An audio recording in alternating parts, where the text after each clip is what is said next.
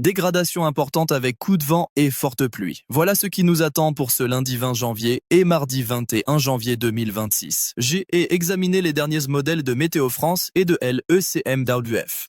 La situation mérite votre attention. En ce moment, le contraste à travers le pays ne pourrait pas être plus marqué. Sur toute la façade atlantique, de la Bretagne jusqu'au Pays Basque, les conditions sont déjà instables. Pluie soutenue, rafales de vent.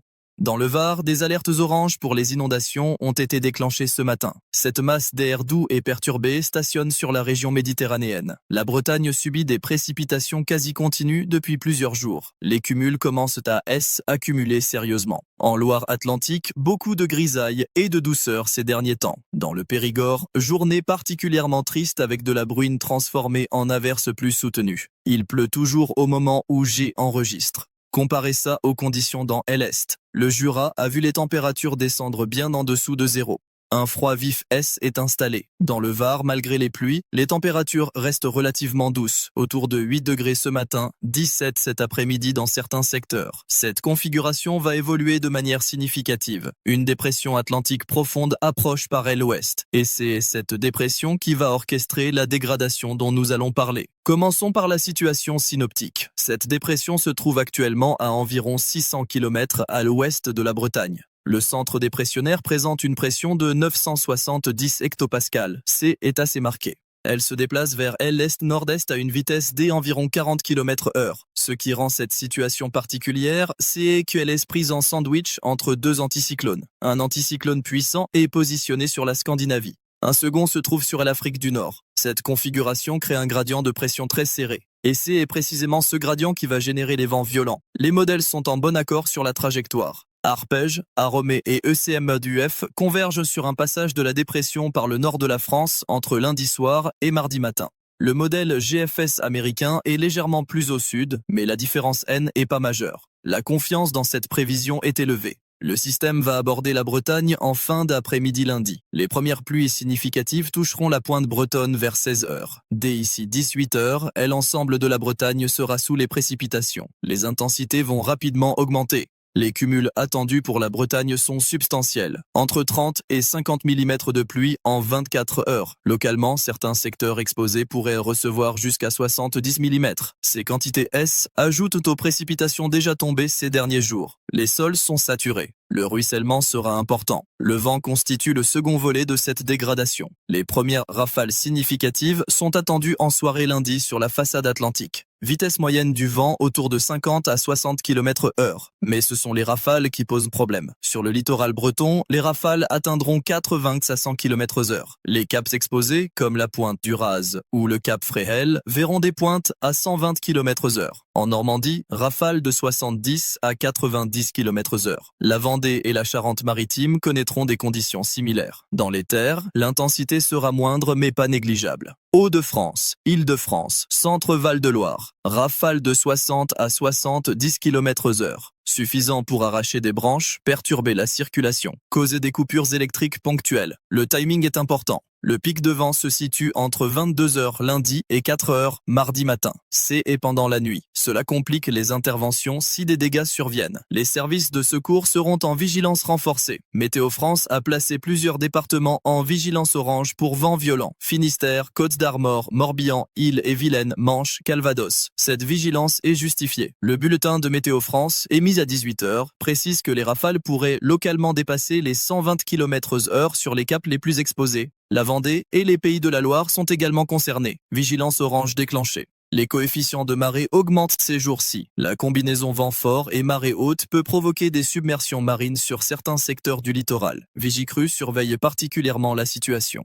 Parlons maintenant des précipitations de manière plus détaillée. Le front chaud associé à la dépression touchera la Bretagne en premier. Pluie continue, modérées à forte. Puis le front froid suivra, apportant des averses plus intenses mais de durée plus courte. Entre les deux fronts, une période d'accalmie relative est possible, mais elle sera brève. Pour la région parisienne, les pluies débuteront en soirée lundi. Cumuls attendus entre 15 et 25 mm.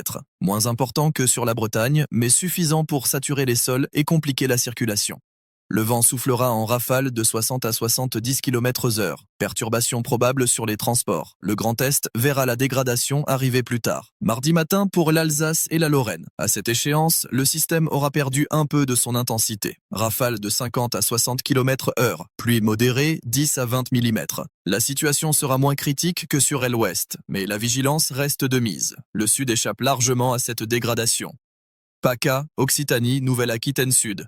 Conditions relativement calmes, quelques averses possibles en bordure du système, mais rien de comparable à ce qui touche le nord et l'ouest. Les températures resteront douces, 15 degrés à Nice, mardi après-midi. La vallée du Rhône mérite une attention particulière. Le couloir rhodanien canalise les vents. Quand le système dépressionnaire passera, le Mistral pourrait se lever. Rafale de 70 à 80 km/h entre Lyon et Valence. Le Mistral apporte généralement un temps sec, mais dans ce cas, il soufflera dans le flux perturbé. Pluie et vent simultanés. Conditions désagréables. Auvergne-Rhône-Alpes verra des précipitations modérées, 10 à 20 mm sur les plaines. En altitude, au-dessus de 1200 mètres, ces précipitations tomberont sous forme de neige. Les Alpes du Nord pourraient recevoir 15 à 25 cm de neige fraîche entre lundi soir et mardi soir. Bonne nouvelle pour les stations de ski qui attendent ces chutes depuis plusieurs semaines. Beaucoup d'entre vous dans les Alpes attendiez justement ces chutes de neige. Les conditions ont été décevantes jusqu'ici pour un mois de janvier. Cette perturbation apporte enfin de la neige en quantité. Les stations au-dessus de 1500 mètres bénéficieront pleinement de ces précipitations. En dessous, ce sera plutôt de la pluie ou de la neige lourde et collante. Les Pyrénées connaîtront une situation similaire. Précipitations modérées, neige au-dessus de 1000 mètres, cumul de 10 à 20 cm en altitude. Le versant espagnol sera plus arrosé que le versant français. Le flux perturbé vient du nord-ouest, donc il bute sur la barrière pyrénéenne côté français. Maintenant, plaçons cette dégradation dans un contexte historique. Ce type de configuration N n'est pas exceptionnel pour un mois de janvier. Les dépressions atlantiques sont normales en hiver. Cependant, l'intensité de celle-ci mérite qu'on s'y attarde. Les rafales attendues, 100 à 120 km/h sur les caps bretons, sont significatives. Pour comparaison, lors de la tempête Xynthia en février 2010, les rafales avaient atteint 160 à 190 km/h sur la façade atlantique. Nous ne sommes pas dans ces ordres de grandeur. Xynthia avait fait 53 morts, principalement par submersion marine, en Charente-Maritime et en Vendée. La tempête Klaus de janvier 2009 avait dévasté le sud-ouest avec des rafales à 190 km/h. Les dégâts forestiers avaient été considérables. Encore une fois, nous ne sommes pas à ce niveau. Les tempêtes de décembre 99 restent la référence absolue. Lothar et Martin avaient balayé la France avec des rafales dépassant les 200 km/h. 92 morts. Millions d'arbres abattus. Dégâts historiques. Vous vous en souvenez forcément si vous avez vécu cette période. Cette dégradation de lundi-mardi N atteint pas ses seuils, mais elle n'en reste pas moins sérieuse. 120 km/h, c'est suffisant pour arracher des toitures mal fixées, renverser des véhicules légers, déraciner des arbres affaiblis. La prudence impose. Les cumuls de pluie attendus sur la Bretagne, 50 à 70 mm localement, sont importants, mais pas records. En septembre 2002, lors de l'épisode Cévenol dans le Gard, plus de 600 mm étaient tombés en 24 heures. 24 morts. Dévastation complète de certains villages. Les inondations d'octobre 2015 sur la Côte d'Azur avaient fait 20 morts. Cannes et Nice avaient été durement touchés. Les cumuls avaient dépassé les 200 mm en quelques heures. Ce que nous attendons pour lundi-mardi est sérieux, mais gérable si on prend les précautions nécessaires. Les services de l'État sont préparés. Les préfectures ont activé leurs cellules de crise. Météo France assure un suivi en temps réel. Passons maintenant aux conseils pratiques. Si vous êtes sur la façade atlantique, en Bretagne, en Normandie, dans les pays de la Loire, voici ce que vous devez faire. Sécurisez tout ce qui peut s'envoler. Mobilier de jardin, parasol, trampoline, poubelle. Rentrez-les ou attachez-les solidement. Avec des rafales à 100 km/h, ces objets deviennent des projectiles dangereux. Vérifiez votre toiture. Si des tuiles sont déjà décellées, elles partiront. Si vous avez des échafaudages, des bâches de chantier, assurez-vous qu'ils sont bien arrimés. Les accidents arrivent souvent à cause de matériaux de construction mal sécurisés. Évitez les déplacements non indispensables lundi soir et dans la nuit de lundi à mardi. C'est la période critique. Les routes seront dangereuses, visibilité réduite par la pluie. Aquaplaning possible, branche sur la chaussée. Si vous devez absolument circuler, réduisez votre vitesse. Augmentez les distances de sécurité. Ne vous garez pas sous les arbres. Un arbre qui tombe sur une voiture, c'est un accident grave. Choisissez des emplacements dégagés. Si vous habitez dans une zone boisée, soyez particulièrement vigilant. Prévoyez des lampes de poche, des bougies, des allumettes. Les coupures électriques sont probables, surtout en zone rurale. Avoir de quoi s'éclairer en attendant le rétablissement. Les équipes d'Enedis seront mobilisées mais les interventions prennent du temps par mauvais temps. Chargez vos téléphones portables. En cas de coupure électrique, votre téléphone reste votre lien avec l'extérieur. Ayez une batterie externe chargée si vous en possédez une. Pour les personnes âgées, les personnes isolées, prenez de leurs nouvelles. Un coup de fil, un message. Assurez-vous qu'elles vont bien, qu'elles n'ont pas de problème. La solidarité compte beaucoup dans ces moments. Si vous habitez en zone inondable, suivez les consignes de Vigicru. Ne traversez jamais une route inondée. 30 cm d'eau suffisent à emporter une voiture. Chaque année, des gens meurent en tentant de franchir des passages submergés. Ne prenez pas ce risque. Éloignez-vous des cours d'eau en crue. Ne tentez pas d'approcher pour voir. Les berges peuvent s'effondrer. Le courant est extrêmement puissant. Restez à distance. Sur le littoral, respectez les interdictions d'accès. Les vagues peuvent être impressionnantes, tentantes pour les photos, mais une vague scélérate peut vous emporter. Chaque hiver, des accidents surviennent. Admirez la mer depuis un endroit sûr, pas au bord de l'eau. Si vous êtes en montagne dans les Alpes, adaptez vos activités. 15 à 25 cm de neige fraîche, c'est intéressant pour le ski. Mais attention au risque d'avalanche qui augmente avec les chutes récentes. Consultez les bulletins de Météo France Montagne. Restez sur les pistes balisées. Ne sortez pas des domaines skiables sans équipement et connaissances. Le regel après les chute de neige peut rendre les routes de montagne très glissantes. Si vous devez circuler en altitude, équipements hivernaux obligatoires.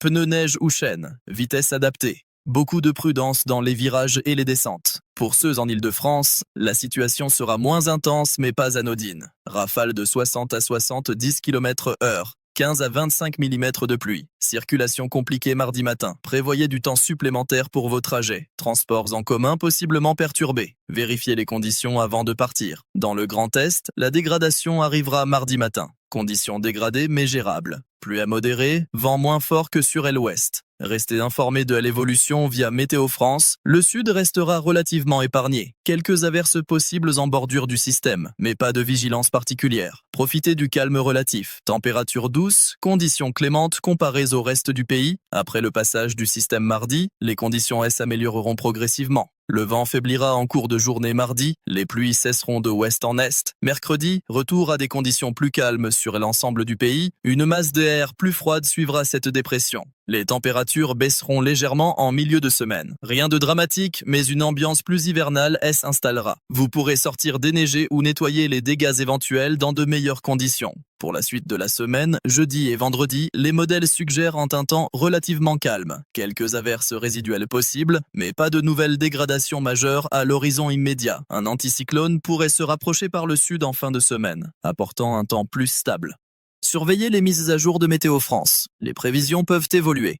La trajectoire de la dépression, son intensité peuvent encore changer légèrement. Une variation de 50 km dans la trajectoire modifie sensiblement les zones les plus touchées. Restez informés. Les bulletins de vigilance sont actualisés plusieurs fois par jour. Consultez-les régulièrement. Le site de Météo France est l'application mobile Les Médias. L'information est accessible facilement. Prenez le temps de la consulter. En cas d'urgence, composez le 18 pour les pompiers, le 15 pour le SAMU, le 17 pour la police ou la gendarmerie. Le 112 fonctionne également depuis n'importe quel téléphone, même sans réseau de votre opérateur. N'appelez les secours que pour de vraies urgences. Une tuile envolée n'est pas une urgence vitale. Un arbre tombé sur la route peut attendre quelques heures. Les services de secours seront très sollicités. Gardez les lignes libres pour les situations graves. Cette dégradation est sérieuse. Elle mérite votre attention. Mais ce n'est pas la tempête du siècle. Vous avez déjà vécu ce type de situation. Vous savez comment réagir. Un peu de bon sens, de prudence, de préparation. C'est l'hiver. Les coups de vent et les fortes pluies font partie de la saison. Les médias ont parfois tendance à dramatiser. Tempête apocalyptique, catastrophe imminente. Restez mesurés dans votre appréciation. Oui, il y aura du vent. Oui, il pleuvra beaucoup. Mais avec les précautions appropriées, vous passerez ce cap sans problème. Les autorités sont préparées. Les services techniques sont mobilisés. Les équipes de secours sont en alerte. Le système fonctionne. Faites votre part en sécurisant vos biens, en évitant les comportements à risque, en restant informés. Pour les agriculteurs, cette pluie abondante peut poser problème sur des sols déjà saturés. Vérifiez vos installations. Hangars, serres, tunnels. Le vent peut causer des dégâts importants. Rentrez le matériel sensible. Sécurisez les bâches. Les éleveurs, assurez-vous que vos animaux ont un abri adéquat. Le vent et la pluie combinés sont stressants pour le bétail. Vérifiez que les clôtures sont solides. Un arbre qui tombe peut créer une brèche par laquelle les animaux s'échappent. Pour les propriétaires de bateaux, doublez les amarres. Vérifiez les pare-battages. Les ports seront agités. Rafale de 100 km/h et plus sur le littoral, ce n'est pas négligeable. Si possible, trouvez un mouillage plus abrité. Les gestionnaires de campings, de structures temporaires, vérifiez la solidité des installations. Chapiteaux, barnums, structures gonflables. Le vent peut les détruire en quelques minutes. Démontez si nécessaire. Mieux vaut perdre une journée d'activité que de subir des dégâts importants. Cette dégradation passera. Mardi soir, le gros sera terminé. Mercredi, vous pourrez faire le bilan. Dans l'immense majorité des cas, les dégâts seront mineurs. Quelques branches tombées, peut-être une coupure électrique de quelques heures, des feuilles partout, rien de dramatique. Mais il suffit d'un arbre mal enraciné, d'une tuile mal fixée, d'une imprudence au mauvais moment pour que la situation devienne grave. C'est pour cela que la vigilance est importante. Non pas pour paniquer, mais pour anticiper, pour se préparer, pour éviter l'accident bête. Vous avez l'expérience. Vous avez vu d'autres coups de vent. Certains d'entre vous se souviennent de 99. À l'époque, la situation était autrement plus grave. Les modèles météorologiques étaient moins précis, les avertissements moins ciblés. Aujourd'hui, on sait 2 jours à l'avance ce qui arrive. On peut se préparer. Cette capacité de prévision est un progrès considérable. Météo France fait un travail remarquable. Les modèles sont fiables. La communication est claire. Les vigilances sont justifiées. Faites confiance aux informations officielles, pas aux rumeurs sur les réseaux sociaux, pas aux vidéos sensationnalistes. Les sources officielles sont les plus fiables. En résumé, dégradation importante lundi soir et nuit de lundi à mardi. Coup de vent sur la façade atlantique, rafale 100 à 120 km/h sur les caps. Forte pluie, 30 à 70 mm sur la Bretagne. Précautions nécessaires, mais pas de panique. Situation sérieuse, pas catastrophique. Le système traversera le pays de ouest en est. Bretagne touchée en premier en soirée lundi. Normandie, Pays de la Loire dans la nuit. Île-de-France, Centre-Val de Loire mardi matin. Grand Est, mardi en journée. Le Sud largement épargné. Amélioration mercredi. Retour au calme. Températures en légère baisse. Ambiance plus hivernale. Pas de nouvelles dégradations majeures prévues pour la fin de semaine. Situation stable attendue jeudi-vendredi.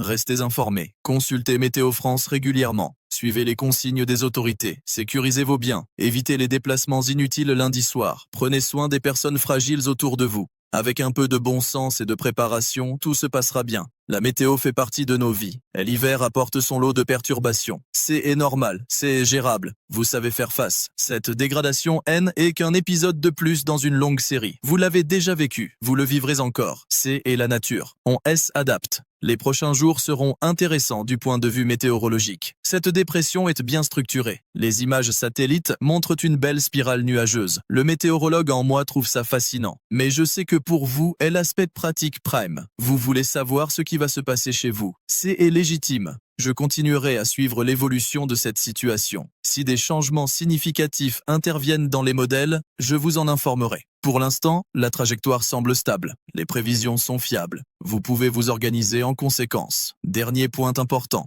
Après le passage de cette dépression, surveillez les températures. Si le ciel se dégage mardi soir ou mercredi matin, le gel peut surprendre. Les routes mouillées gèlent rapidement. Le regel est traître. Prudence sur la route mercredi matin si vous devez circuler tôt. Voilà pour cette analyse détaillée de la dégradation des 20 et 21 janvier. Soyez prudents, restez informés, prenez soin de vous et de vos proches. La météo peut être capricieuse, mais avec la bonne préparation, on traverse ces épisodes sans trop de difficultés. À très bientôt.